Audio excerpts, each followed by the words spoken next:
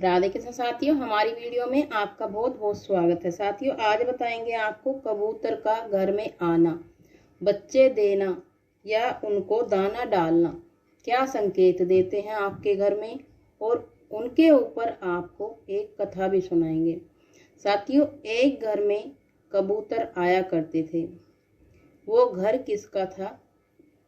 वो घर था माधव नाम के व्यक्ति का। माधव नाम के व्यक्ति का था और उनके घर में कबूतर आते थे। शादीशुदा था वो, उनके एक बच्चा भी था। तो वो अपनी पत्नी से बोलते हैं कि प्रिय, जब ये कबूतर आया करें तो इनको दाना अवश्य डाल दिया करें। तो कबूतरों ने उनके घर में जैसे कि बच्चे दिए, तो उन्होंने कहा, माधव ने कहा कि प्रिय, आप इन बच्चों को, जो कबूतर के अंडे हैं, इनको छेड़ना मत, ना ही इनको छेड़ना, ना ही इनको हाथ लगाना। जब तक बच्चे इनमें से निकल ना जाएं, ये उड़ने लायक ना हो जाएं, तब तक इनको नहीं छेड़ना है। तो इसी तरीके से जैसे कि उन्होंने बच्चे दिए, कबूतरों ने अंडे दिए, तो एक दिन माधव जो है अपने काम के लिए शहर में चले गए। शहर में जाने के बाद तो उन्होंने कहा कि प्रिय, इन बच्चों की आप रक्षा करना, ना तो इनको किसी को छेड़ने देना और ना ही आप छेड़ना। देखना, आप जब इनको छेड़ोगे तो हमें पाप लगेगा, और ना ही बच्चे को छेड़ने देना। तो उनका जो बच्चा ये सोचकर सुन रहा था, ये सुनते सुनते कहता कि जब ये मम्मी घर से बाहर चली जाएंगी, मैं अवश्य देखूंगा कबूतर के अंडे, अवश्य देखूंगा कि कैसे होते हैं कबूतर के अंडे। जैसे कि ऊंचाई पर दिए हुए थे अंडे, तो उनकी मम्मी जैसे घर से बाहर चली जाती हैं, तो सीढ़ी लगाकर उनका बच्चा कबूतर का घोंसला ले लेता है हाथ में।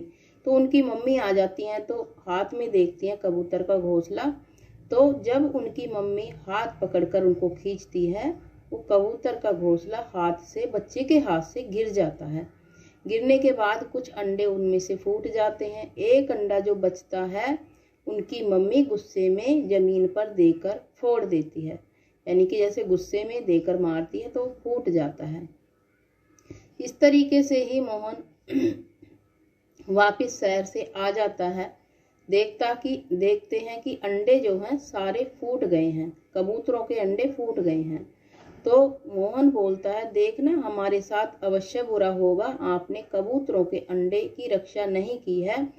जब कबूतर के अंडे फूटते हैं तो कबूतर जो है भर भर आंखों से आंसू निकलते हैं, बहुत रोते हैं, कबूतर बहुत रोते हैं जब कबूतर के अंडे फूटते हैं। तो साथियों, जिस तरीके से कबूतर के अंडे फूटे, उस तरीके से ही कबूतर जो है अपने बच्चों के दुख मनाते हुए रोने लगे। दिन रात वो गुटरगू करते और रोते और सोते भी नहीं कबूतर। तो उनको बड़ा दुख हुआ अपने बच्चों का। दूसरे नंबर पर साथियों, जिस तरीके से फिर माधव जो है दूसरी बार अपने घर से बाहर जाता है, तो उनका बच्चा बीमार पड़ता है। बच्चा इतने बुरी तरीके से बीमार पड़ता है, उसको अनेक बीमारियां घेर लेती हैं।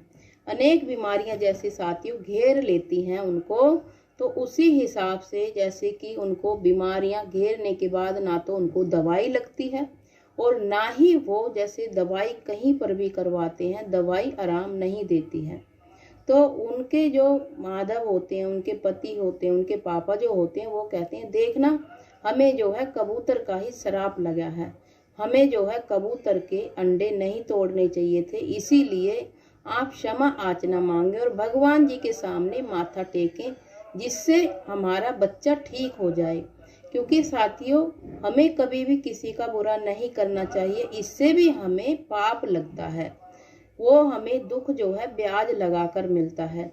तो साथियों, इस तरीके से जब उनके बच्चे का ना इलाज हो गए, बीमारी कोई हाथ नहीं आती है, तो उन्होंने जो है भगवान जी के मंदिर में जाकर क्षमा याचना की। फिर उन्होंने भगवान जी के व्रत किए, यानी कि जैसे कुछ भी बड़ा व्रत होता है, जैसे एकादशी का व्रत हो गया, या जो भी व्रत करने थे उन्होंने खूब व्रत किए। फिर भगवान जी से क्षमा याचना मांगी कि मेरा एक ही बेटा है, मेरे बेटे को ठीक कर दीजिए आप, देखना बड़ा ही उपकार होगा, हे भगवान आप मेरे बच्चे को ठीक कर दिए, मेरे बच्चे को जो है लंबी आयु दीजिए और मेरे बच्चों के संकट दूर कीजिए। तो भगवान जी से वो प्रार्थना करती हैं कि जो हमसे गलती हो दोबारा हमसे ये गलती ना हो और हमें इस गलती के लिए क्षमा करें भगवान। तो इस तरीके से साथियों जब बच्चा ठीक हो जाता है, फिर जैसे वो उनकी जो माधव की पत्नी है, माधव की पत्नी बड़ी ही घृणा करती थी पक्षियों से, फिर वो घृणा करने भी बंद हो गई। फिर वो पक्षियों की सेवा करती, उनको दाना डालती, दाना डालने के बाद उनको जो है फिर पानी भी पिलाती, क्योंकि साथियों जेठ के महीने में तो वैसे भी पक्षियों को पानी पिलाना चाहिए, इससे भी आपका भाग्य उदय होता है। फिर जैसे वो सेवा करती, यानी कि आपको दली हुई, जैसे दलिया हो गया मोटे वाला, जेठ के महीने में हमें कभी भी बाजरा नहीं खिलाना चाहिए, पक्षियों को उबला हुआ भी नहीं खिलाना चाहिए। तो साथियों फिर जैसे वो पक्षियों की सेवा करती हैं माधव की पत्नी, तो वो खूब तरक्की करते हैं, बच्चा भी उनका स्वस्थ रहता है, क्षमा याचना मांग लेते हैं, फिर खूब तरक्की करते हैं और खूब आगे बढ़ते हैं। कहते हैं पक्षियों का सूखे ही गुटर गूं करना घर में अच्छा नहीं होता है। अगर आप दाना डालते हैं फिर गुटर गूं करते हैं, तब आपके घर में खूब लक्ष्मी का वास होता है, बरकत होती है। अगर आप दाना नहीं डालते हैं और आपके घर में गुटरगु वैसे ही करते हैं पक्षी, वो अच्छा नहीं माना जाता है। तो जेठ के महीने में साथियों अपनी छत पर मिट्टी के बर्तन में पानी भरकर अवश्य रखें, क्योंकि साथियों मिट्टी के बर्तन में पानी भरकर क्यों रखा जाता है, जिससे वो ठंडा रहे। नहीं तो आप प्लास्टिक के बर्तन में भी रखोगे तो वो गर्म हो जाता है। तो मिट्टी जो है ठंडी होती है, इसीलिए दाना भी मिट्टी के बर्तन में रखें और आप पानी भी मिट्टी के बर्तन में रखें। इतना बड़ा आप ले आए मिट्टी का बर्तन, फिर उसमें रखें, क्योंकि साथियों 50-60 रुपए का आ जाता है मिट्टी का बर्तन। इस तरीके से अगर आप सेवा भाव करते हैं, पक्षियों को दाना डालते हैं, पानी पिलाते हैं, आपके बच्चों की लंबी आयु तो होती है, क्योंकि साथियों जो ये परिंदे होते हैं हमें आशीर्वाद देते हैं, हमें जो है हमारे लिए भगवान से प्रार्थना करते हैं कि भगवान इनका अच्छा ही करना, क्योंकि साथियों भगवान जी जो होते हैं परिंदों की बहुत जल्दी सुन लेते हैं, क्योंकि ये जो है जैसे भगवान से प्रार्थना करते हैं तुरंत भगवान जी के पास पहुंच जाती है। आपकी इतनी जल्दी प्रार्थना नहीं पहुंचती है जितनी जल्दी परिंदों की प्रार्थना पहुंच जाती है। तो साथियों हमेशा ध्यान रखें, कभी भी आप पक्षियों को दुख ना पहुंचाएं, कभी भी उनके बच्चों को हानि ना पहुंचाएं। हमेशा आप उनकी सहायता करें, पानी रखें, दाना रखें, क्योंकि साथियों हमेशा याद रखें परिंदों की सहायता करनी बहुत ही ज़्यादा हमारे पुण्य कर्मों को बढ़ाता है। कई गुना, कई करोड़ गुना हमें पुण्य की प्राप्ति होती है।